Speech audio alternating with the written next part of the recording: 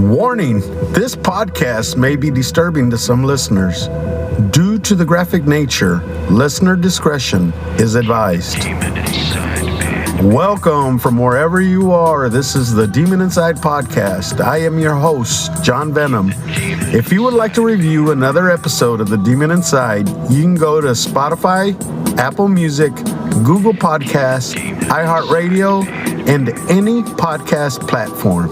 You can also find us on YouTube and on our website, thedemoninside.transistor.fm. And please don't forget to subscribe and rate us with 5 stars. A new episode will come out once a week.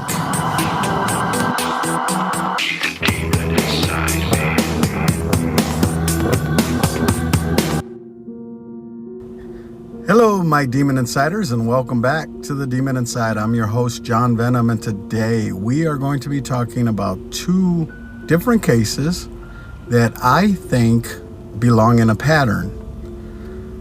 The first case we're going to talk about is Susan R. Johnson, and the second one is Danielle Yvonne Slaughter. Now, before I start these 2 cases, I just want to send out a shout out to 2 friends of mine.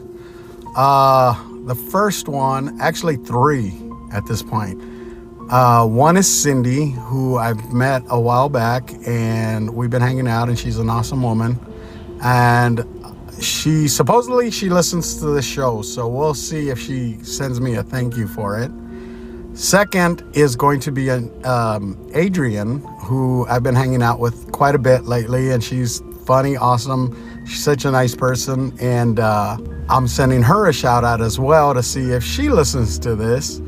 And the last one is my man Mad Dog, and Mad Dog is like me. We both were in the service. We were both Air Force police, and we actually trained at one of the same facilities that has only a handful of us trained at. And so when we met, we're brothers at arms, so it doesn't, we just got into it and started talking about, our past and everything we've been through and all that. So, but this is Mad Dog's shout out, and brother, be safe out there because I know you're still doing the shit, man. So let's get back into it. We're going to start with Susan R. Johnson. Take a listen to the news feed. This Massachusetts woman is accused of stabbing her 2-year-old daughter with scissors, possibly 100 times, and attempting to strangle the toddler with an electrical cord, all because she believes she was being stalked by a cult. Police say Susan Johnson attacked the child in the laundry room of her Gardner apartment complex. Her screams can be heard on a 911 call made by a security guard trying to subdue her. I'm trying to get the knife away from her if I can. My only focus was on taking the weapon. Rial Belvo lives down the hall from the laundry room and heard the commotion. She was swearing, said she was going to kill the kid. I have to kill her, I have to kill her. By the time he got to the room, he thought the child was already dead, limp, covered in blood, but the girl was taken to the hospital, suffering from wounds, many of them superficial. The toddler, I believe, was in a state of shock. And by the time we finally got her released and got her out of the room, the toddler was in distress. A defense attorney says Susan Johnson has a history of depression and may not have been taking her medication. The 38-year-old now faces an array of charges, including attempted murder. Lee Powell, The Associated Press.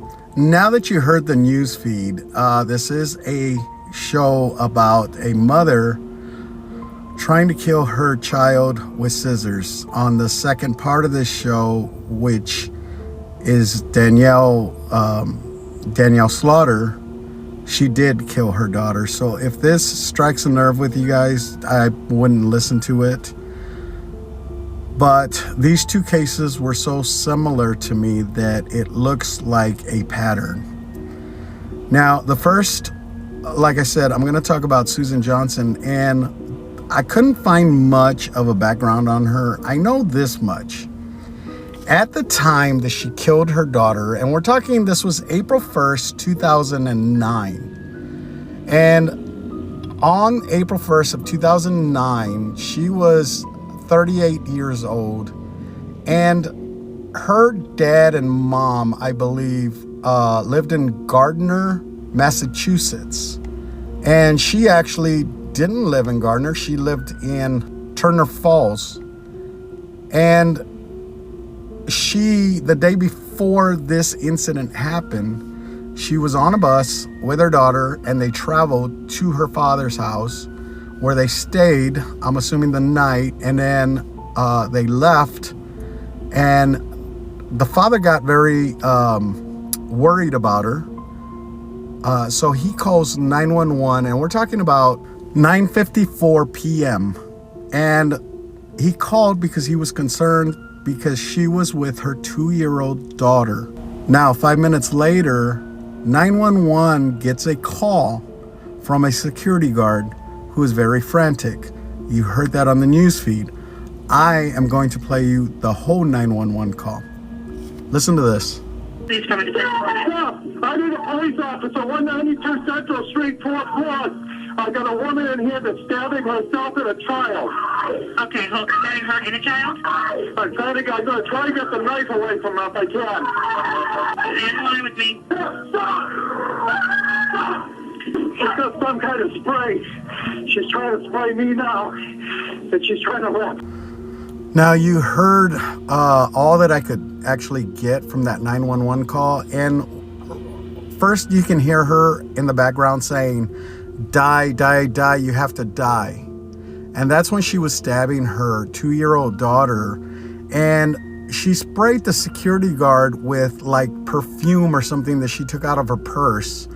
And then when the security guard took away the knife, because by this time it wasn't just the security guard, there was a gentleman who lived across the hallway from this laundry room. Now let me tell you this. This was an apartment complex that she had never been in.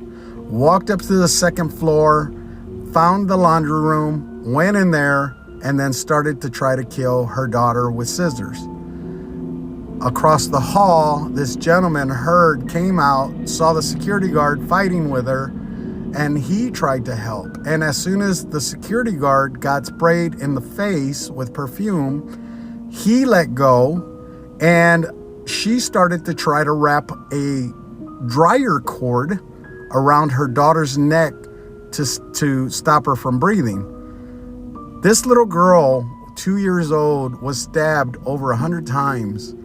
And also she was strangled by her mother, or at least tried to be strangled by her mother, and this little girl survived. Now, once they got her under control, they arrested her. She honestly, according to police officers and people that were there, she was dazed. She didn't look like she was there completely. We've heard this before on other shows. She had no expression. She didn't even know what happened. She was asking the police officers, "Did I kill my daughter? What's happening?" So what I think is that some demon did a infestation. She believed that a cult group was following her.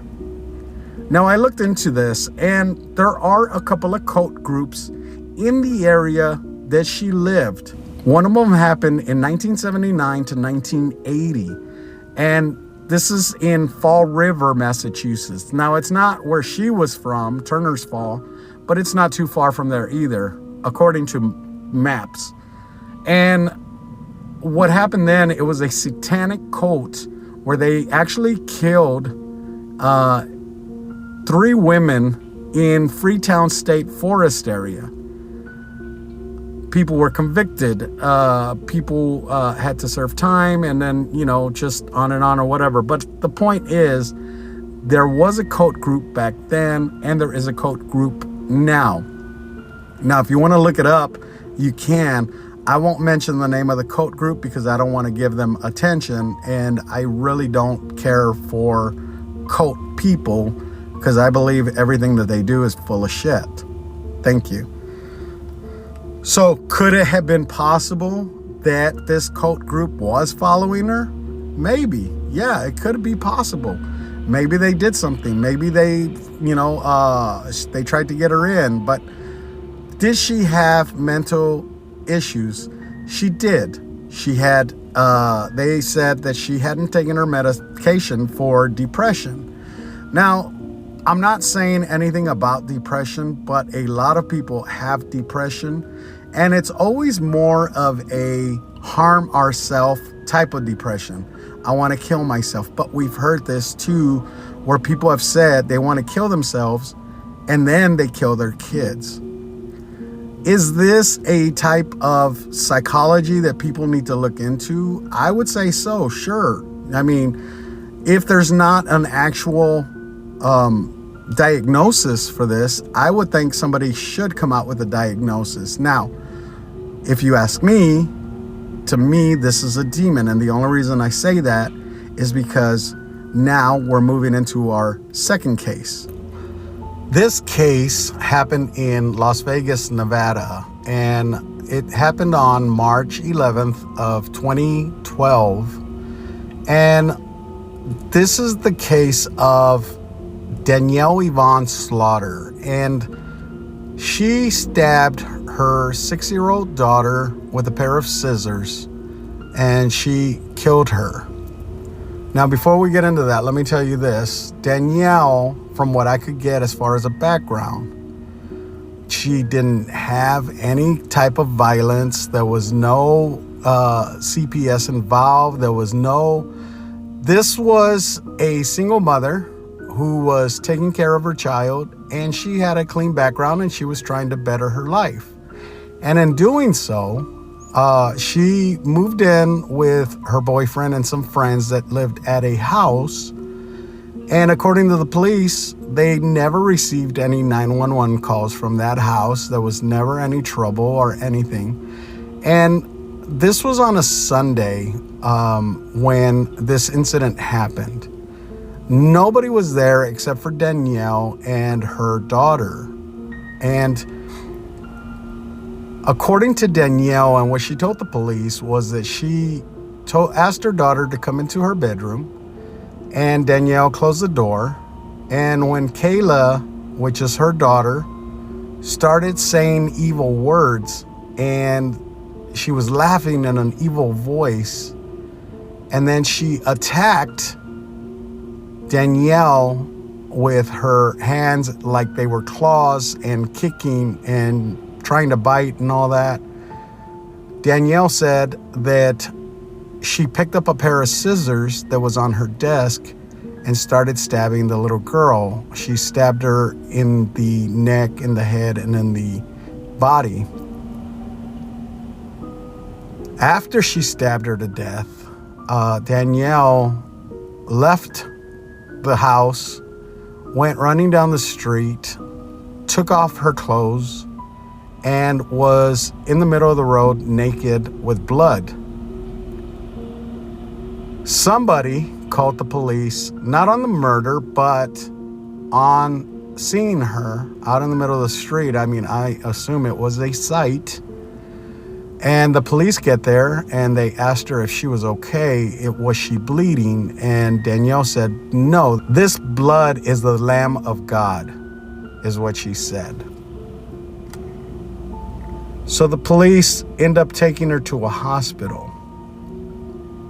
And they put her into the hospital. And it wasn't until about 6 o'clock when her boyfriend showed up at the house and noticed there was blood in the house and the daughter was dead. And he called 911, and of course the police come and they see what happened, and they realize that Danielle did this because she had blood on her hands. So they go back to the hospital and immediately arrest her. Now, by the time the boyfriend called, it was already like 6 o'clock, so she had been dead for a couple of hours. Danielle, actually, during those couple of hours, had traveled 2 miles away where the police ended up arresting her. Now, I don't know if she went straight there or not, But we've heard this before where these demons travel great distances. And for me, like I said, she's not possessed, but she is demon infested, which means she says to the police that she kept her daughter home from daycare on Sunday because she felt an evil spirit lurking. She had felt the spirit for several days. Now, the only time she says that she didn't feel this evil spirit was on Saturday when she went to church. Again, I've said this before, guys, and you can't go to church and not have mental problems. You can't run away from mental problems. You can't travel great distances and not have the mental problems. Mentally, it's always gonna be there. She went to church and she said she didn't feel like an evil presence was there. She was actually able to get an hour of sleep on that Saturday. Now, the reason I'm talking about that is because she told the police, and this is what the police think occurred, or why it occurred, her killing her daughter, was she was taking hydroxycut. Now, for those of you that don't know what hydroxycut is, it's a pill for dietary reasons. It's a dietary supplement. And back at that time, those hydroxycut pills had amphetamines in it. And so, according to her, and what she told the police was that she had been up for several days and that she wasn't able to sleep. Now, here's my thing again is, yes, she could have been taking the hydroxycut. It could have been an amphetamine. She goes to church and then she doesn't feel the effects of the amphetamine anymore. And then she goes home and she's able to sleep at least an hour.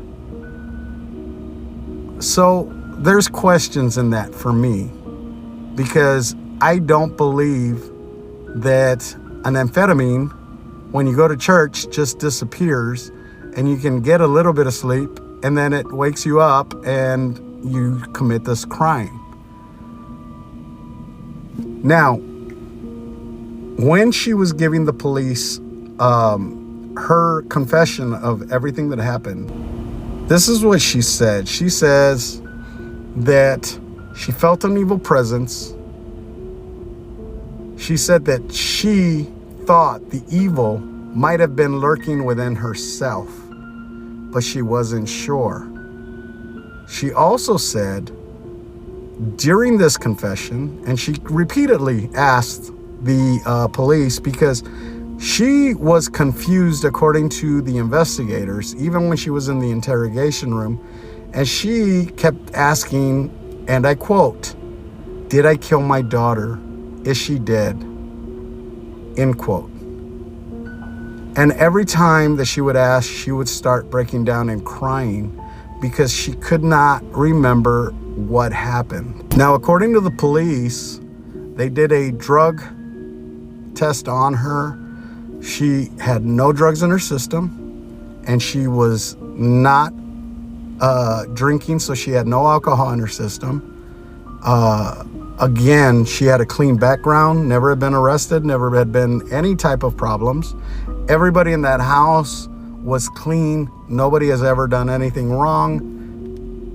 It was supposed to be a good life for her and her daughter. But instead, for me, this demon came to her at some point and made her feel like she had to do this. This is one of the patterns that I have been talking about.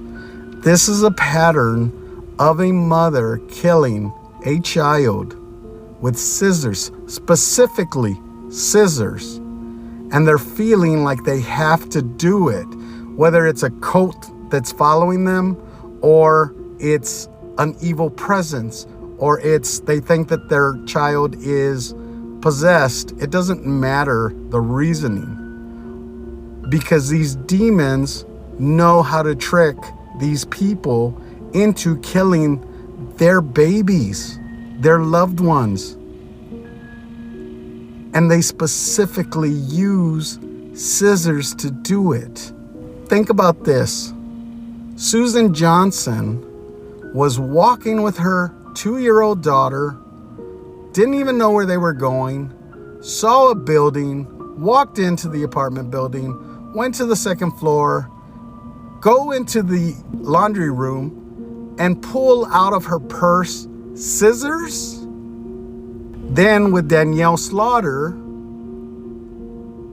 when supposedly her daughter is attacking her, lo and behold, on her desk is a pair of scissors.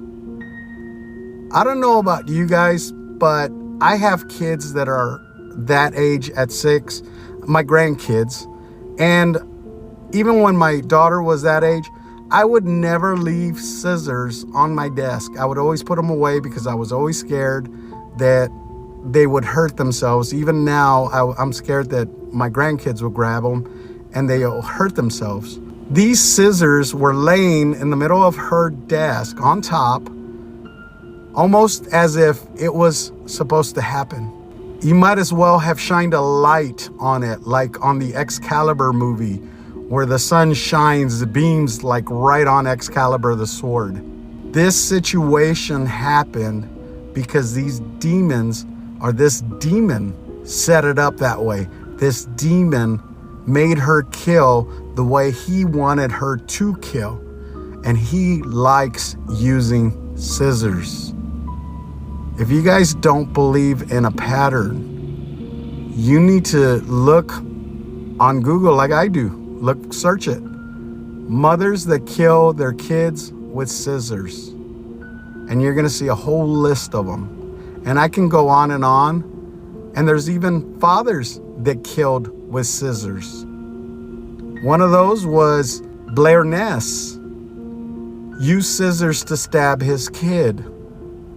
He also used a variety of knives. I'm starting to wonder if maybe there was one demon, or maybe there might have been 2 in Blair Ness.